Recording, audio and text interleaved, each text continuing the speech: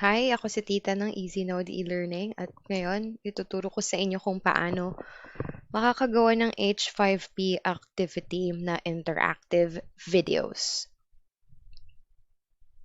So una, kailangan mong pumunta dun sa course kung saan gusto mo na andun ng activity na yon.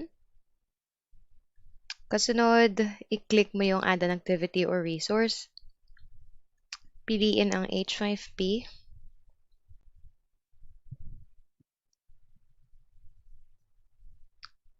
And then, kailangan mo munang i-fill out lahat ng details na ito bago ka mag-move forward sa pag-create ng H5P activity na ito.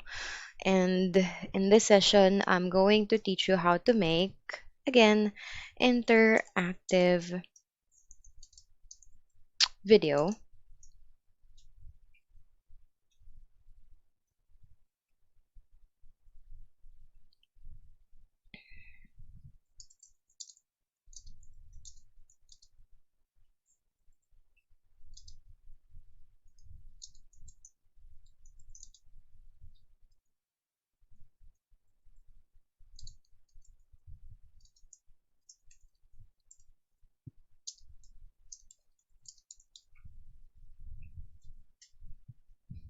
Again, this is something optional. Kung gusto mo may description or wala, nasa sa'yo yun. Kung gusto mo nasa loob ang description or nasa labas, go ahead. And H5P options naman, gusto mo ba nada-download ito or hindi? Gusto mo ba nandun yung embed button or copyright button? Nasa sa'yo yan. But para sa akin, hindi naman to essential, kaya wag na lang. Gusto mo ba may grade itong activity na to? And since we are only using the point system, kasi ang skill ay connected siya sa competency which we have not touched yet in terms of training. So, point lang tayo ngayon. Nakadepende sa'yo kung anong maximum grade. But of course, as we usually do, 100%. But definitely, it will depend on how many items you will put or insert doon sa interactive video ninyo. Okay, so let's try lang, like let's say 10. And grade to pass for me is 5. Okay, and attempt options. Gusto mo bang nakikita kung gaano karaming beses niya na na-try itong activity na to? Mind you, hindi laging present ang attempt tracking for all H5P activities. So you have to consider some H5P activities not having the tracking data, the attempt tracking data. So ayan, ano ang grading method na gusto mo? Would you like it to be the highest grade, the average grade, the last, the first, or don't calculate the grade? Ikaw ang bahala doon. But for me, I would rather have yung medyo strict ako pagdating dito. So, gusto ko yung first attempt. Ayan. This is something that you also need to consider. Yan. Do you want it to be hidden or not? Siyempre, gusto mo, nandun siya sa course page. May ID number ba siya? Group ba ito? And restrict access. For those of you teachers who want to practice pagiging strict, ayan, you can do so by restricting the students to some areas like activity completion. Gusto mo ba na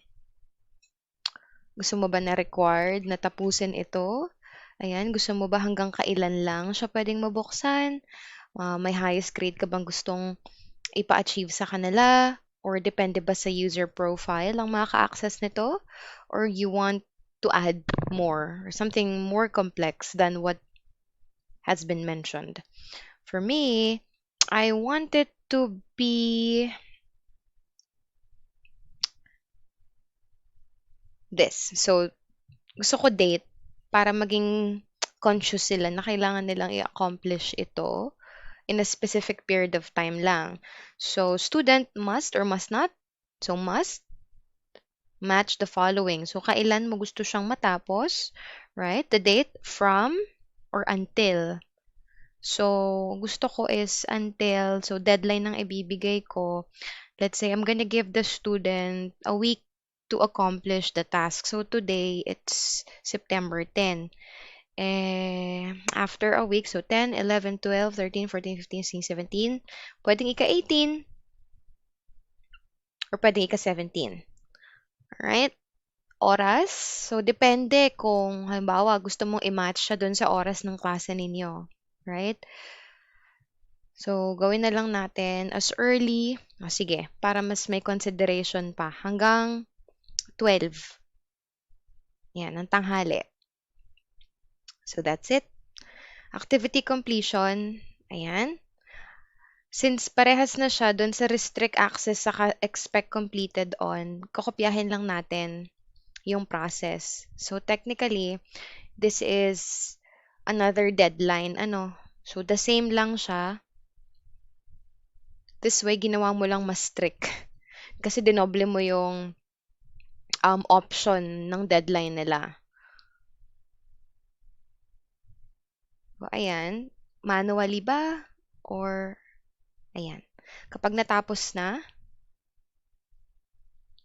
gusto mo ba is, pag nakita na nung estudyante or na-click na nung estudyante yung activity, saka lang siya makakompleto or kapag ka may grades na siya? I think it would be best na kailangan may grades na siya para masabi na completed na yung activity, right? It's more logical that way. So, tags, kung gusto mong mas mabilis siyang mahanap ni student, you can put a tag in it. So, since it's just a sample, yan. Competencies, we haven't dug deeper dito sa competencies. We'll have a separate training for this. So, let's just let this be and save and display. So, after you save and display, ayan, pwede ka nang gumawa ng H5P activity. Alright? So, kita nyo to, required. Kasi, dito nyo na magagawa yung H5P. You don't need to go to this website, h5p.org, para gumawa ng activities. Kasi most of our clients are being mistaken kasi dito sila pumupunta to create the content itself.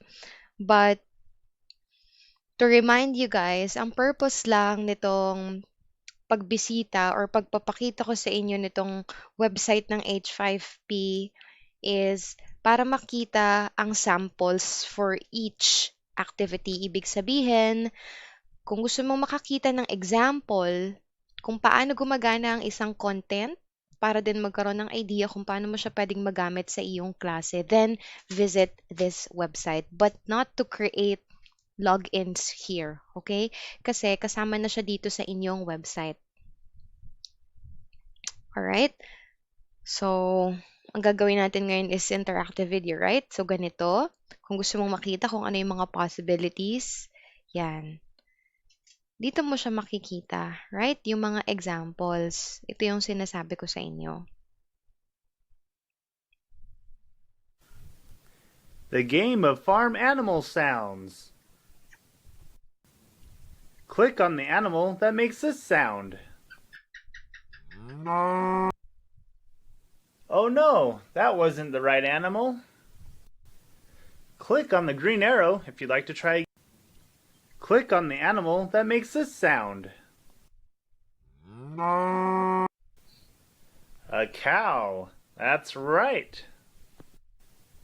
Let's try another animal sound. Click on the animal that makes this sound. You clicked on the sheep. That's correct. Let's try another animal sound. Click on the animal that makes this sound.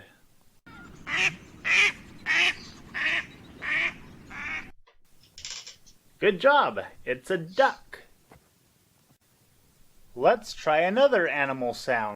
Okay, so yan ang example ng interactive video. So you can make something just like this. Again, babalik tayo doon sa idea na dito sa website ng H5P, you can see some examples of the content, kung paano siya ginagamit. But if you find the sample useful sa iyong klase, if you want to use this particular example, then you can by clicking on reuse, okay? So, kung gusto mong gamitin itong activity na to, sa tingin mo magiging useful siya sa klase mo, go ahead. Kung gusto mong i-duplicate, ha, hindi mo siya i-edit, gagamitin mo exactly itong sample na to. So, click on reuse, alright? Then, download as an H5P file. So, click natin yan. Ngayon, lalabas tong H5P na to.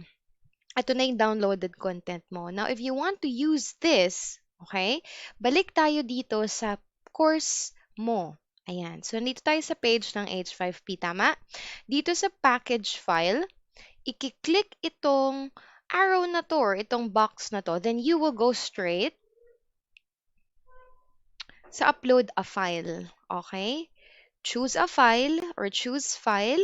Kunin mo yung dinownload mo na H5P. Match, diba? Test. So, this is the one. Click on open. Upload this file. Medyo malaki yung content, so you have to be patient. Huwag kang magpanic kung ganito yung nangyayari sa'yo. Medyo matagal. It's because malaki lang yung file. Right? Makikita mo dito sa tabi kung gaano katagal or gaano ka bilis yung progress.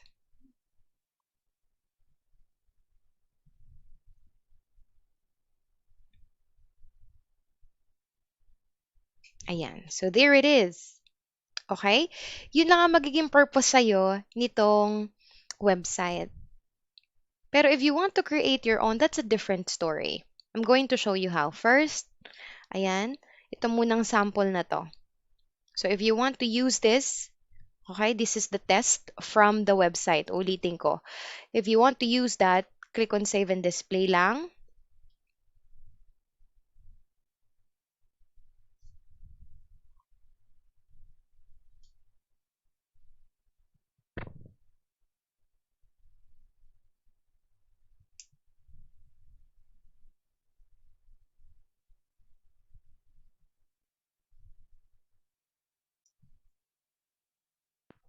And there we have it.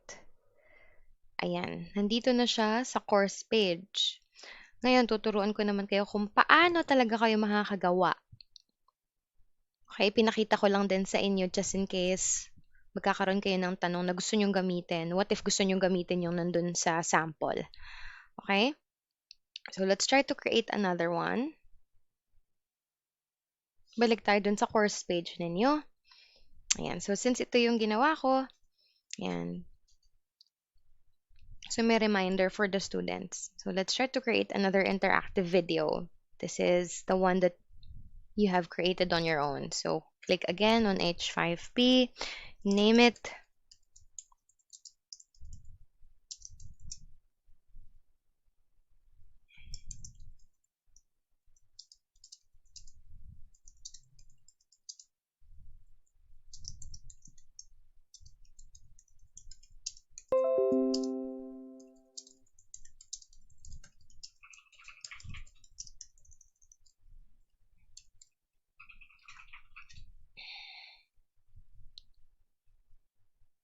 Same process. Grade.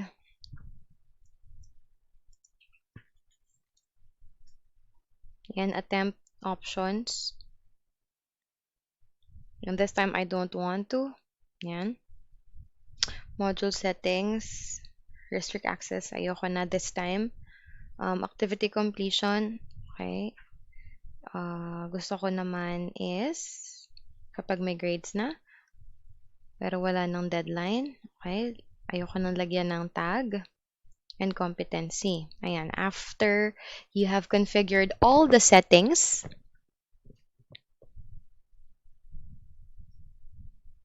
pwede na tayong gumawa. So, from here, package file, okay? When you see this, use the content bank to manage your H5P files. Click on Opens in a new window. When you click on that, you will be directed to the H5P editor. Alright, so when you see this Add button na violet, pagka-click nyo dyan, dito nyo makikita lahat ng available na activities na pwede nyo gamitin. Right? So, piliin natin yung interactive video. Okay, so here it is. When you click on that, ipapakita sa inyo ng website ang editor.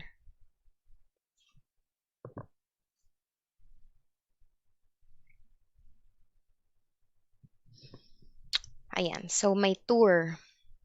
Hindi kayo maliligaw kasi may instructions kung paano nyo gagamitin. Alright? Ang tangi lang gagawin is magbasa and carefully listen. Okay, so this tour guides you through the most important features of the interactive video editor. Start this tour at any time by pressing the tour button in the top right corner. This is that. Press exit to skip this tour or press next to continue. So let's have the tour. Ayan. This is how you add video. Start by adding a video file. You can upload a file from your computer or paste URL to a YouTube video or a supported video file. To ensure compatibility across browsers, you can upload multiple file formats of the same video such as MP4 or WebM. Next, adding interactions. Once you have added the video, you can start adding interactions. Press the Add Interactions to get started. There we go. So, kung meron kang video na galing sa YouTube or shinut mo mag-isa, or you have your own file, let's say, by clicking on this, yan, pwedeng dito sa upload the video is yung sarili mong video na nakastore sa device mo. And dito naman is yung URL galing sa YouTube. Ang gagamitin ko is galing sa YouTube.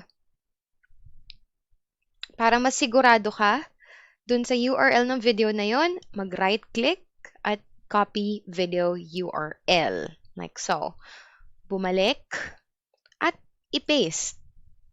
Click on insert. Pagka-insert mo na yan, okay, kung gusto mo pang i-check, pwede mong palitan ng title. Ayan. May description ka ba? May poster ba? Depende sa'yo. Ayan. May subtitle ba? And all other stuff. Behavioral settings. Kung sobrang haba ng video mo, anong oras mo siya gustong mag-start? Halimbawa, dito lang sa particular na part ng video na to, saka gusto mong i-play? Okay? Or naka-autoplay ba siya? Paulit-ulit ba siya? At doon sa show solution, gusto mo bang mapapaulit-ulit na gawin ng estudyante ang activity na to? If this is a quiz, then of course, isang beses lang dapat. Therefore, wala dapat yung show solution dahil pag meron itong show solution, baka ma-forward nila yung tamang sagot sa mga kaklase. But of course, depende yan sa'yo. At dahil ayoko niyan, disable ko siya. Pati itong retry kasi gusto ko isang beses lang magagawa ng estudyante or masasagutan. Ayan, ito pa yung iba pang options. Kung ayaw mong ma-skip yung video,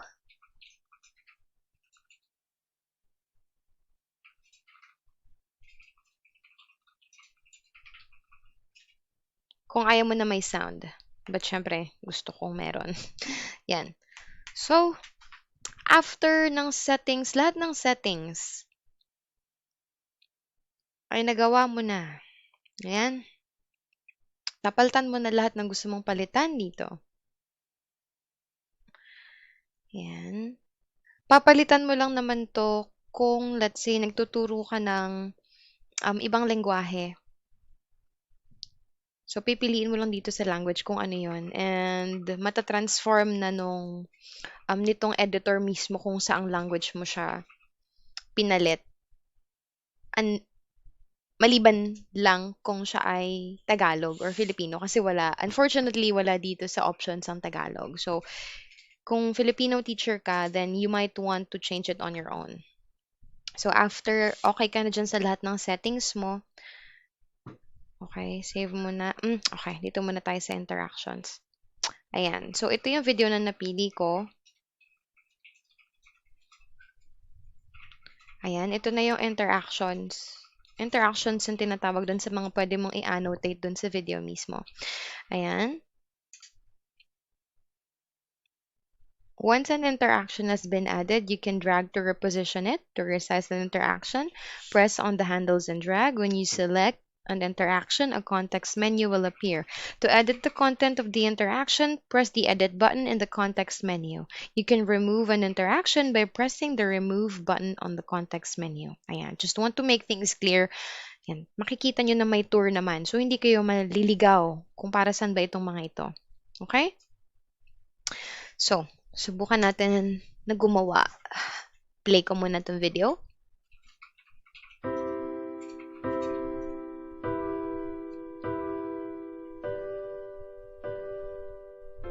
You probably don't have a problem playing video games or browsing social media on your phone.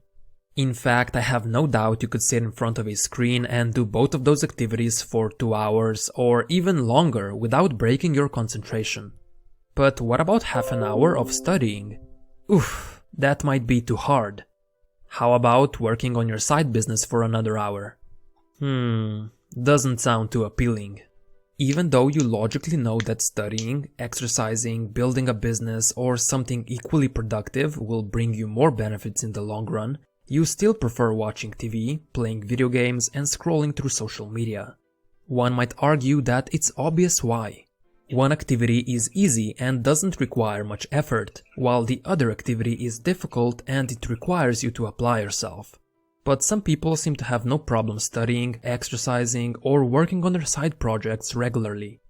Which begs the question, why are some people more motivated to tackle difficult things?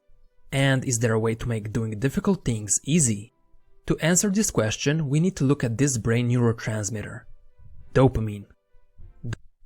Ayan. So, dito ko gustong magkaroon ng tanong dito sa area na dopamine. Dopamine is often considered a pleasure molecule. Ayan. So, bago ko gustong bago pa magtungo doon sa word na dopamine, Neurotransmitter. yan, dito sa neurotransmitter na to, gusto kong mag-add ng multiple choice. So, nasaan? Ayan, single choice, set. And do you want it to be displayed as a button or a poster? So, gusto ko as a button na i-click lang nila. Alright? So,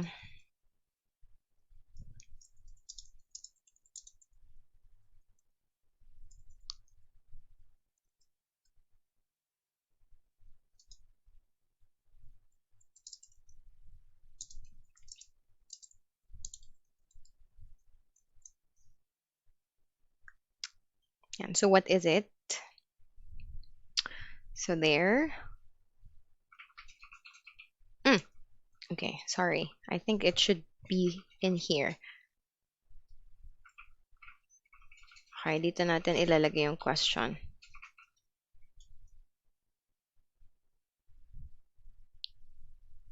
So, this is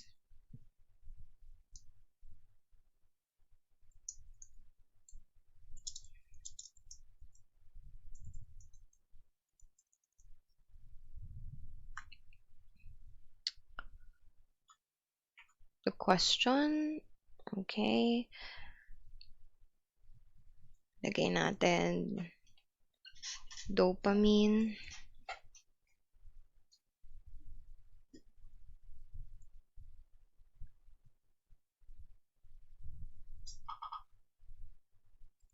Acetylcholine. So, yun lang. Okay, isa lang muna yung i-add natin. Then,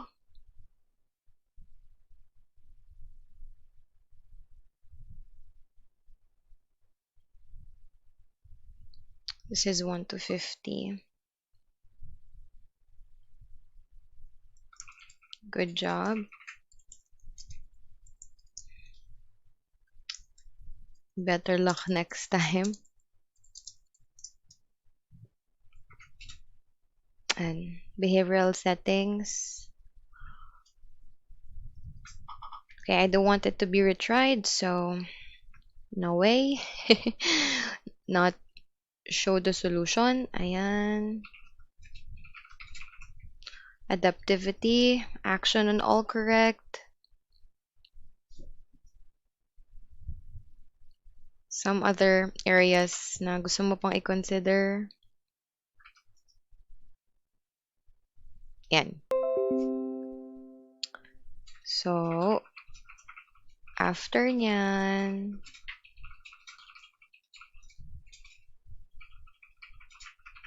okay, let's click on done. So, lipat natin dito. So, pag kinlik yan ng estudyante, dito lalabas yung pinakang tanong. Okay, let's try. Dopamine.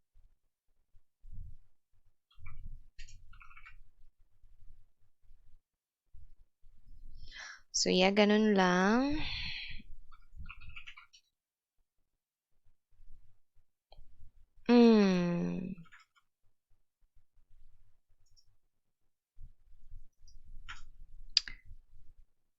Gusto niya ng isa pang question. Okay.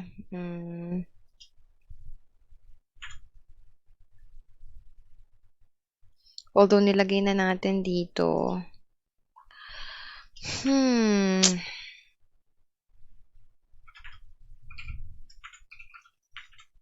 Is dopamine pleasure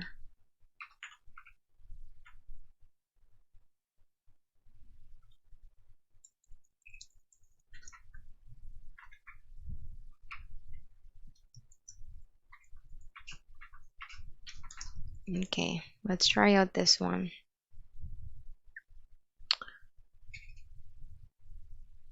Yan.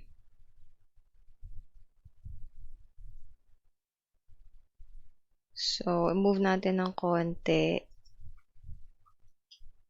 Yan. So, dito yung una. And then, play natin. Dopamine. Dopamine is often considered a pleasure molecule. But that's not quite what it does. Dopamine is what makes us desire things, and it's that desire that gives us the motivation to get up and do stuff. If you're not sure how powerful dopamine is, let me introduce you to a few experiments neuroscientists did on rats. The researchers implanted electrodes in the brains of rats. Whenever the rat pulled a lever, the researchers stimulated the rat's reward system in the brain. The result was that the rats developed a craving so strong they kept pulling the lever over and over for hours. The rats would refuse to eat or even sleep. They would just keep pressing the lever until they would drop from exhaustion. But then the process was reversed. The researchers blocked the release of dopamine in the brain's reward center. As a result, rats became so lethargic that even getting up to get a drink of water was not worth the effort. They wouldn't eat, they didn't want to mate, they didn't crave anything at all. You could say that the rats lost all will to live. However, if food was placed directly in their mouths, the rats would still eat and enjoy the food. They just didn't have the motivation to get up and do it themselves. You would think that it's thirst or hunger that motivates us to get food or water. But there's also dopamine that plays a key role here. Those rat experiments might be extreme cases, but you can see similar effects dopamine has in humans and in our daily lives. Okay, so kung gusto mo pang mag-add ng iba pang elements dito, like let's say an image, you can. So I'm gonna post it as a poster, right? And pause the video. And I will put the title. Okay, where is dopamine secreted? So let's look for a picture.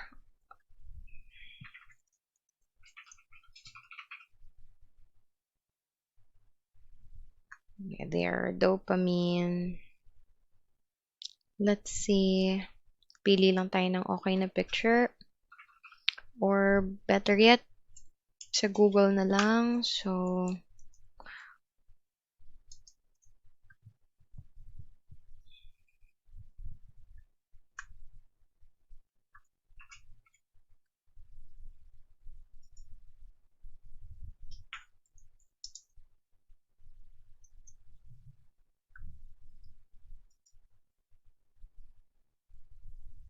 okay, so let's just get a photo. Like, let's say, for example,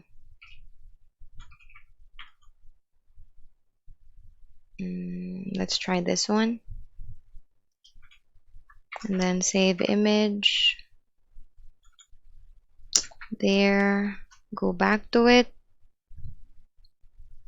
And then add the image here. Yan. Click done once you're okay with that. Alright. So if you want it to appear bigger, just like so. There you go.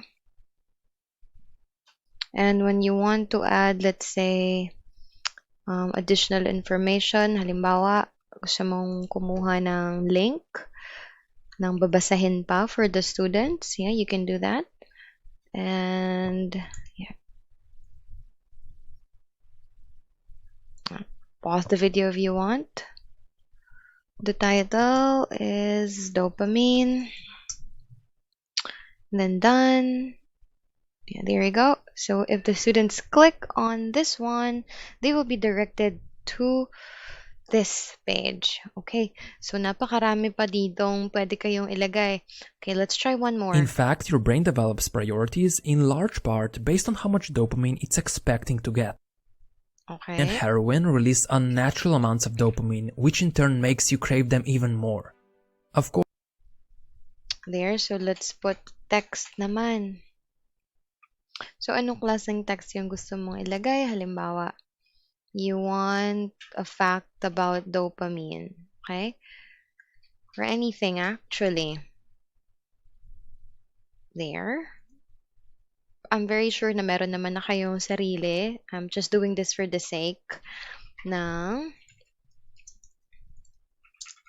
paggagawa nitong activity na to. So there.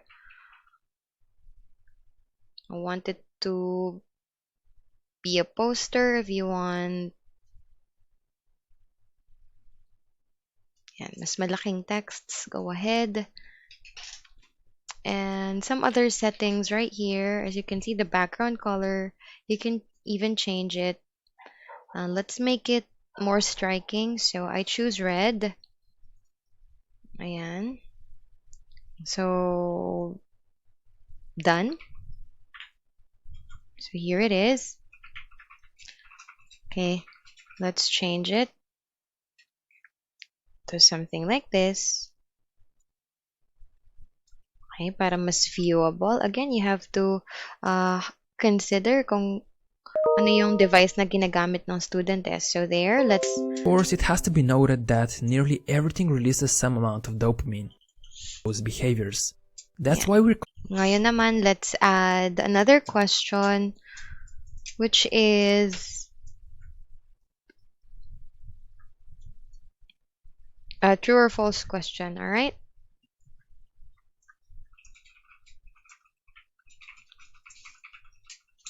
So,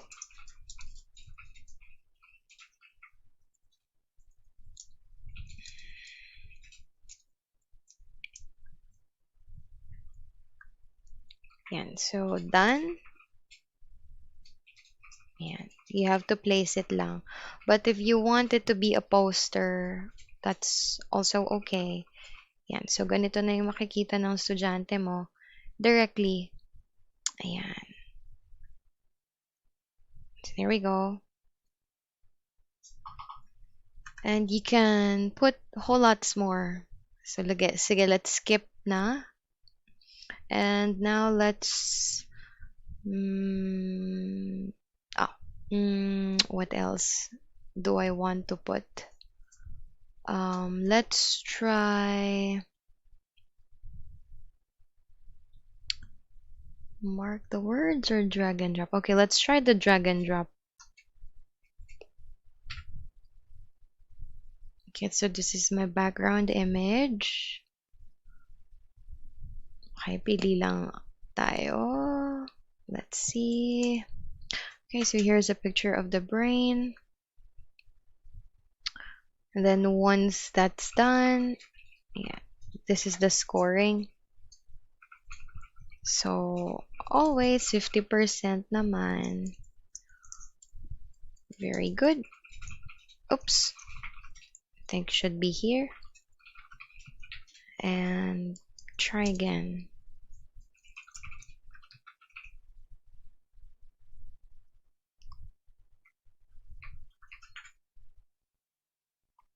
There, behavioral settings. Ayoko nang retry again. Penalties. No. Score explanation. Okay. Yan pa lang so far ang gusto kong ilagay. So, let's put... Okay, so, dalhin na natin ang ito, image. So, ano ba yung mga nag-e-induce ng dopamine? Or desire? Or makes you want to crave something more? First, ayan, pwedeng yaan. So, fast food.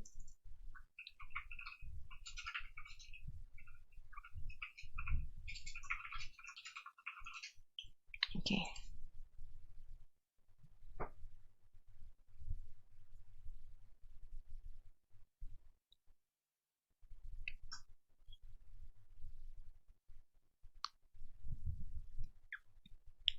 What else? Video games.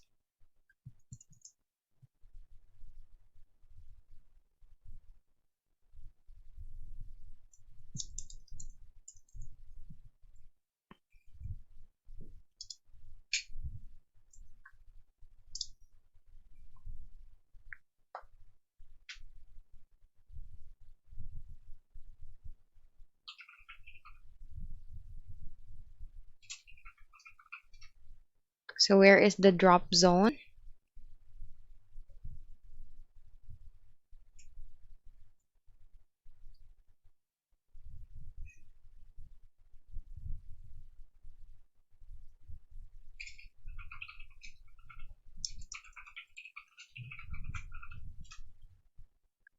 Okay, so here is your drop zone. Dito, ilalagay yung mga images. So there, parang ganito yung mangyayari. Okay, dagdag pa tayo ng isa pang image. Something that doesn't induce dopamine surge. So let's see.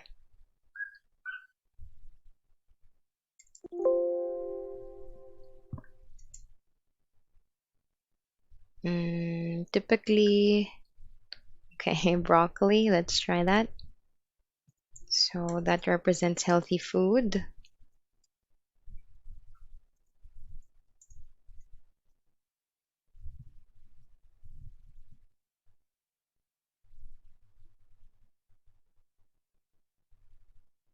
Oopsie. All right, there you go. Once that's done,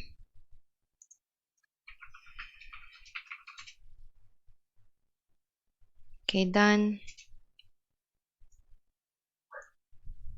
All right, so now we are finished. Step 3 is summary of task. Choose the correct statement. Okay, let's see.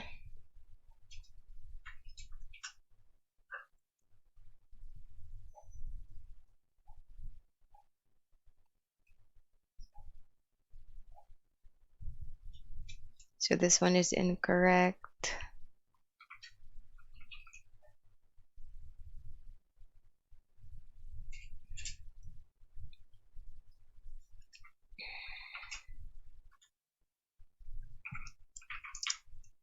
There.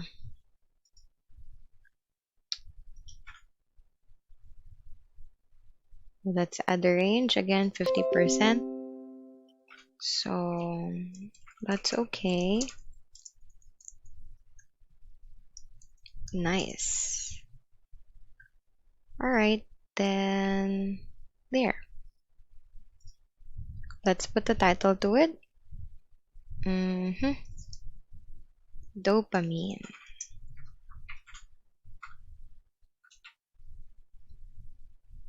Okay, so once everything is done, and double check and then save it.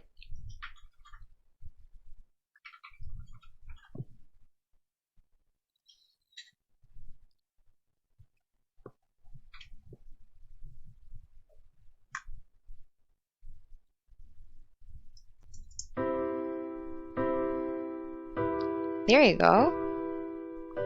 Check natin. See? You probably don't When I try to skip, it won't kasi nilagay natin na hindi siya pwedeng ma-skip. So, kailangan dire-diretso lang ang panonood. have a problem playing video games or browsing social media on your phone. In fact, I have no doubt you could sit in front of a screen and do both of those activities for 2 hours or even longer without breaking your concentration. Can't be skipped. But what about There. half an hour of studying? Oof, that might be too hard. How about working on your side business for another hour? Doesn't sound too appealing. Even though you logically know that studying, exercising, building a business, or something equally productive will bring you more benefits in the long run, you still prefer watching TV, playing video games, and scrolling through social media. One might argue that it's obvious why. One activity is easy and doesn't require much effort, while the other activity is difficult and it requires you to apply yourself. But some people seem to have no problem studying, exercising, or working on their side projects regularly. Which begs the question, why are some people more motivated to tackle difficult things? And is there a way to make doing difficult things easy? To answer this question, we need to look at this brain neurotransmitter. There you go. Ito yung pinakauna nating question. What is the neurotransmitter being talked about by the speaker? So that's dopamine, right? And then, is dopamine a pleasure molecule? My answer, or the correct answer I input is true. Alright, then they can continue. Good job. Dopamine. So yun, ganun ang paggagawa. Dopamine is often considered Right? So after that, close na natin. And then, ready na tayong ilagay siya sa ating H5P. Okay, balik na tayo dito. Kung naaalala nyo pa, di ba naiwan natin to? Punta ulit tayo sa package file here. May box dito kung saan i-click mo lang. Pumunta ka sa content bank. Remember, lahat ng ginagawa mong H5P activities ay nasustore sa content bank. So, dito mo siya makikita. And then, select that file. There you go. And then, there you have it. Save and display na lang ang kulang. And then, let's just wait na mag-reflect siya dito.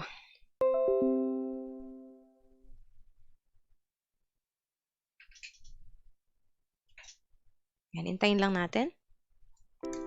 Yan, so, nandito na siya. So, you probably hindi mo siya don't have a pwedeng problem playing i-skip. video games or browsing There you social go. media on your phone. In fact, I have no doubt you could sit in front of a Ayan, so pag pumunta tayo, ayan. Ito na yung dalawa nating nagawa na interactive videos. And that is done. I hope you're able to follow through. At nakatulong sa inyong video na to in creating your own interactive video using H5P. Alright, that's it. Thank you so much. See you next time.